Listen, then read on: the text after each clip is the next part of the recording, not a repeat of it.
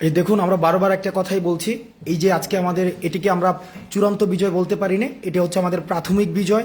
অর্থাৎ ফেসিজমের যে সরকার প্রতিষ্ঠিত হয়েছিল সেই সিস্টেমটাকে আমরা প্রাথমিকভাবে উচ্ছেদ করেছি। কিন্তু আপনাদেরকে সচেতন থাকতে হবে, দেশটা আমাদের, এই দেশটা আমাদেরকে রক্ষা করতে হবে, সংখ্যালঘুদের নিরাপত্তা আমাদেরকেই দিতে হবে এবং আমাদের ছাত্র জনতা সম্মিলিতভাবে এই দেশটাকে গড়ে তুলতে হবে।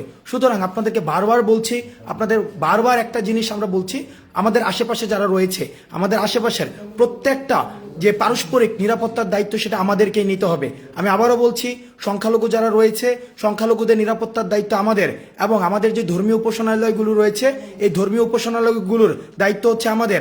আমরা প্রত্যেকে যার যার জায়গা থেকে ধর্মীয় উপাসনালয়গুলোর দায়িত্ব আমরা নিব এবং আমরা নিশ্চিত করব যেন কারো সম্পদ লুণ্ঠিত না হয়, কারোর জীবন নাশ না হয় এবং এই দেশের কোনো সম্পদ আমরা নষ্ট করব না।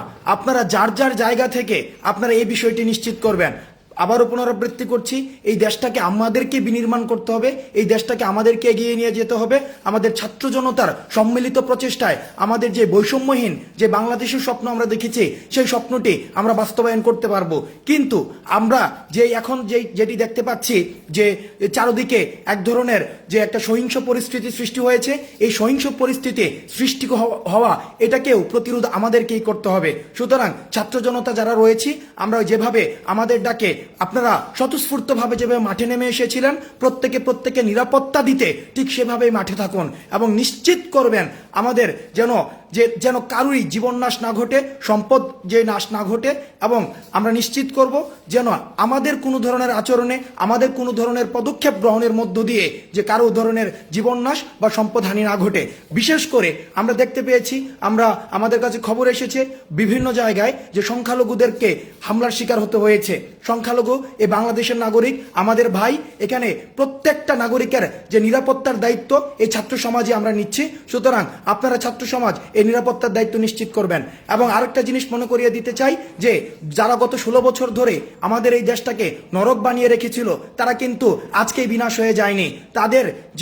তাদের যে প্রেতাত্মারা বা তাদের যে উত্তরাধিকার সূত্রে যারা আছে তারা কিন্তু এখনো পর্যন্ত দেশে রয়েছে। সুতরাং তারা চাইবে তাদের শেষ রক্তবিন্দু দিয়ে আমাদেরকে প্রতিরোধ করার জন্য। সুতরাং তাদেরকে প্রতিরোধ করা, আমাদের এটাও নিশ্চিত করতে হবে তারা যেন কোনো ধরনের ভ্যান্ডালিজমে অংশগ্রহণ করে আমাদের এই অর্জনকে বিতর্কিত করতে না পারে। এবং গণমাধ্যমে যারা রয়েছে, গণমাধ্যমের খবর সংগ্রহ, খবর প্রচার এবং খবর প্রসারের ক্ষেত্রে আপনারা সহযোগিতা করবেন। তাদের পেশাদারিত্বের সাথে আমাদেরকে যেভাবে আমাদের বার্তাটি বিশ্ব সার্বজনীন এবং বিশ্বের কাছে পৌঁছাতে যে ধরনের ভূমিকা পালন করেছে সেটাকে আমরা কৃতজ্ঞতার সাথে স্বীকার করি। সুতরাং গণমাধ্যম জরুরি যে সেবাগুলো রয়েছে সেই সেবাগুলোর যে প্রসার, ফায়ার সার্ভিস, মেডিকেল সার্ভিস, সেই জায়গাগুলো আপনারা নিশ্চিত করবেন। আমাদের পরবর্তী নির্দেশনা না দেওয়া পর্যন্ত আপনারা রাজপথ ছাড়বেন না।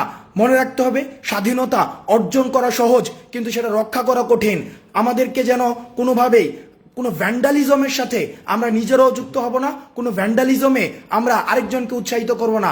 ঢাকা বিশ্ববিদ্যালয়ে যে হলগুলোকে আমরা দেখেছি বিভিন্ন ভাঙচুর করা হচ্ছে, আমরা আপনাদেরকে উদ্দেশ্যে বলতে চাই, বা বিভিন্ন বিশ্ববিদ্যালয়ের হলগুলোতে যারা ভাঙচুর করছেন আমরা আপনাদের উদ্দেশ্যে বলতে চাই, এই ভাঙচুর আপনারা করবেন না। এটি আমাদের শিক্ষার্থীদের হল, এটা আমরা শিক্ষার্থীরা যারা মেধার ভিত্তিতে সিট পাবে তারাই উঠবে।